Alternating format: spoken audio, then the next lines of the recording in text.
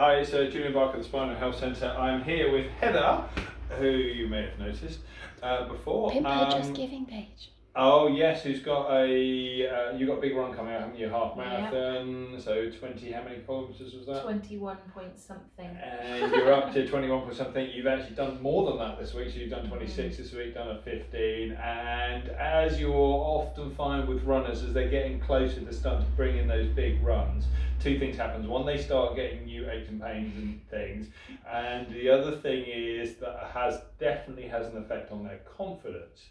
And they start doubting will they be able to do that. So it's an important intervention in the kind of how many weeks now? 4 weeks. 4 weeks to go. There is a Just Giving page. We'll put that in the link and do something like that, so we can raise some money in the description. In the description below. That's the phrase. Heather, tell us about who it's for. And who is it for? So I'm raising money for the RFU's Injured Players Foundation. So raising money for people who have had severe spinal cord injuries or traumatic brain injuries while they've been playing rugby, and also trying to prevent that from happening anymore in the future as well.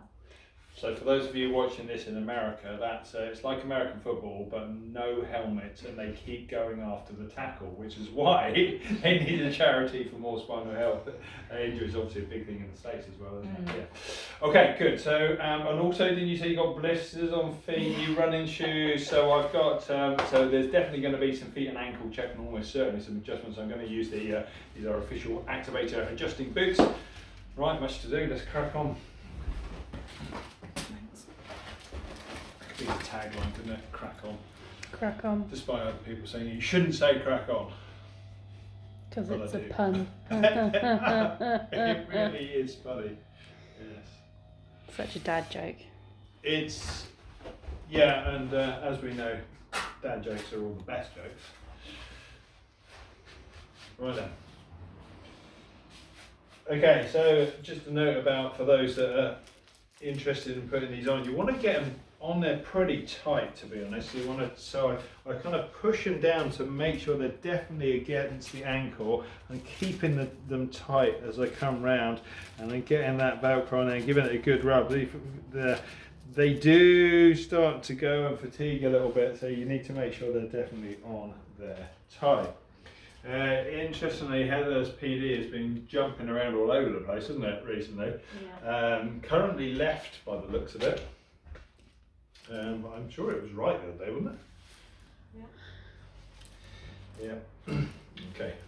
So you are left on a possibility 2. So it's all been traumatic, isn't it? Yeah. Okay. So possibility two is usually either a chronic issue, that's clearly not the case, or something fairly traumatic. I am, for those that are keen observers of the Activator protocol, yeah, but you're doing like possibility 1 test. Yeah, okay. So just because you've got possibility 2 and you should go to number 4 doesn't mean to say you can't have a look and a check. And I've definitely got what looks like a lateral tibia and a left PI ilium as well. I'll jump to the possibility 2 and then come back to this and see if it changes. If it does, great. If it doesn't, then we're definitely adjusting it. Okay, so right hand up behind your back. Okay, swap your hands around. Both hands up behind your back together. Both back down by sides. So do the right hand behind your back again. And there's that very clear L4 on the right. I'll tell you now, Heather is also wondering about L3, aren't you? Yeah. Yeah, me too. So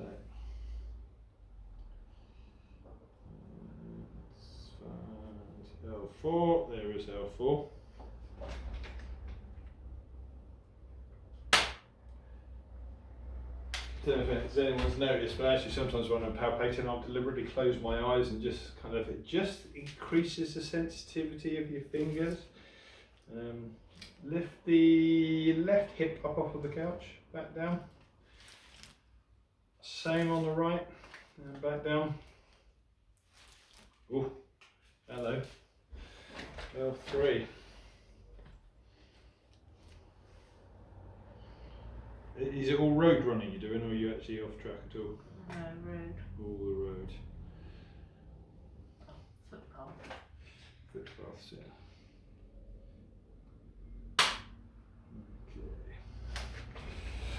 Okay, so left hand up by your face.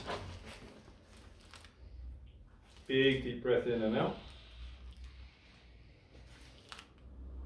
Right hand up as well. Okay, both down by side. Turn your head to the left. Head back into the center. So, looks like an inferior T6. Okay, 3, 4. Right, which is the tender one? Number 1, number 2, could be up here. There. That one there. So if you see that when you go into position 3, you see that tenderness. A lot of times it will be there. Sometimes you'll have to push a bit harder, and don't push too hard if it's not there. Sometimes even if I'm convinced it's there, I'll adjust it anyway. Okay, turn your head to the left. Definitely cleared that. Okay, lift the left shoulder and back down. Shrug both shoulders up to your ears and down.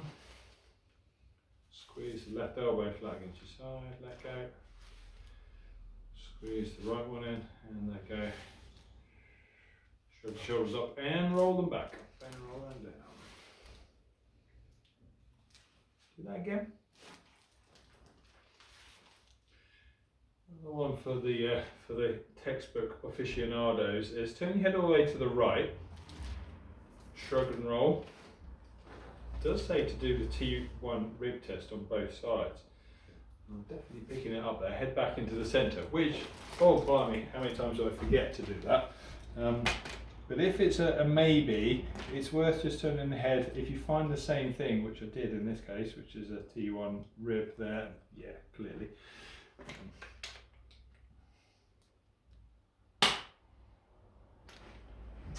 Okay, so turn head left, squeeze left elbow, let go, squeeze the right one in, let go. Yeah, there you go, head back into centre. And I also explained sometimes you redo the medial lateral scapula after you've done that, it's actually changed it. It's actually, so that T1 rib was there masking a right medial scapula.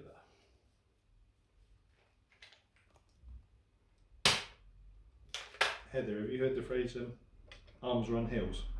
No. Which is a bit of a lie, isn't it? Because clearly legs run heels. But yeah, I was reliably informed by that the more you should be pumping your arms up the heels more to actually get that movement. And I think that can be why, because it's really easy to not move your hands a lot, isn't it? Have you seen the people that run and they keep their hands worse down by their sides and they don't move at all? I think they definitely get a lot of stiff shoulders and that kind of stuff. So let's lift up your head, back down. Tuck your chin down to your chest, back to centre. Push face into the couch and let go. Good. Stretch left hand to left knee and let go. Right hand to right knee and let go. We should definitely have a side bit in this channel about Heather's nails and weekly nail update, because I noticed they're different again. Okay, right, so let's just go straight for that left heel. Obviously running in modern shoes involves a lot of heel striking.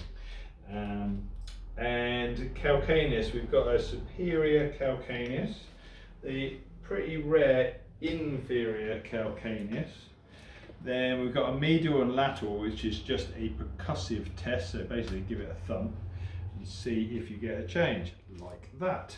So if you do that and I get a change, I want to do the opposite, it should clear it, and it does. So we have a left medial calcaneus. Can you imagine that strike on the road and it kind of pushing that heel round and just irritating that side? Yeah, you can definitely see it. Okay, so I'll probably go through the adjusting boot with this one, but we'll definitely go. A big setting 4 in here, you notice there's a lot of big strength in the ligaments here, so we definitely want to get some change through those ligaments, stimulate those Golgi tendon bodies and all of that. Okay, next let's go on to navicular and anterior distal tibia. There we go, anterior distal tibia. So there's again more ligamentous tissue coming over the front here,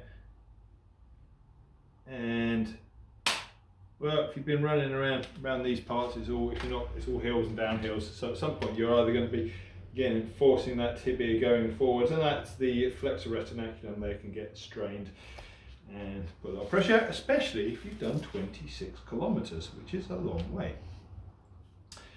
Inferior metatarsals, probably just worth being a bit fussy with your big toe as well.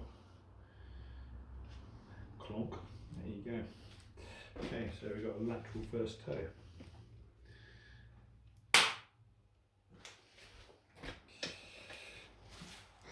Did you feel your toe go clonk as well? Yeah. Yeah. Okay, so straightforward superior calcaneus there. So base of the Achilles tendons, the inferior aspects. Let's do it this way, camera.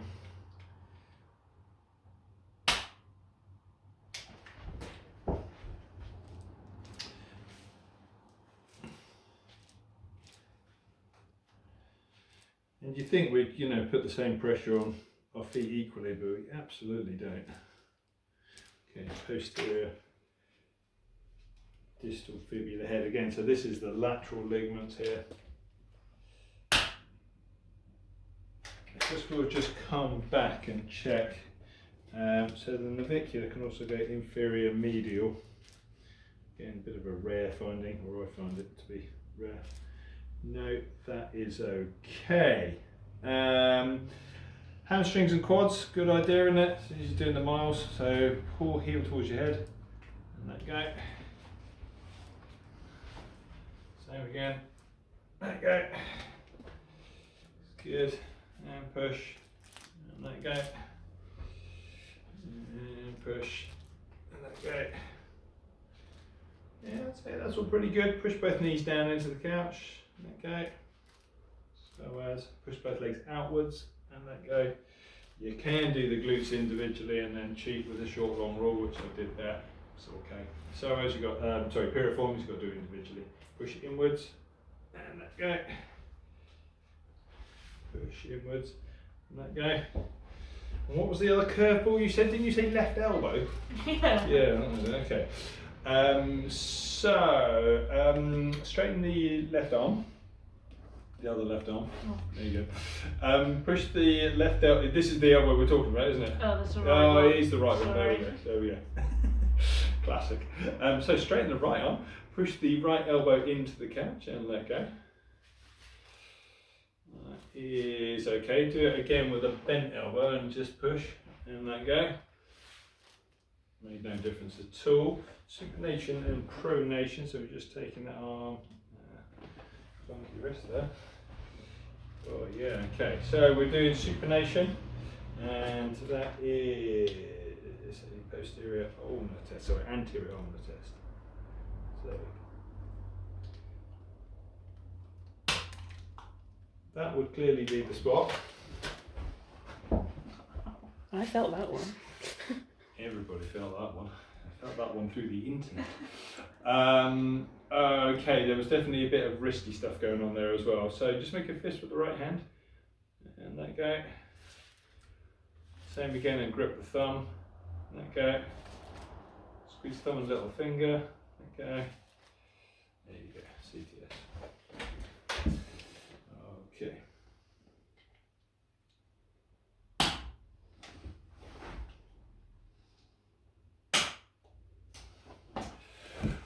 Okay, so that's going through and assessing somebody who's building up this, especially kind of in March, it's big running season, isn't it? There's lots of marathons, lots of people start getting into that, and all the people that were doing like couch to 5k, now is a really good time to be on them and checking what's going on with their feet, their knees, their ankles, but look out for that L3 and L4 torsion as well. Brilliant. See you next time.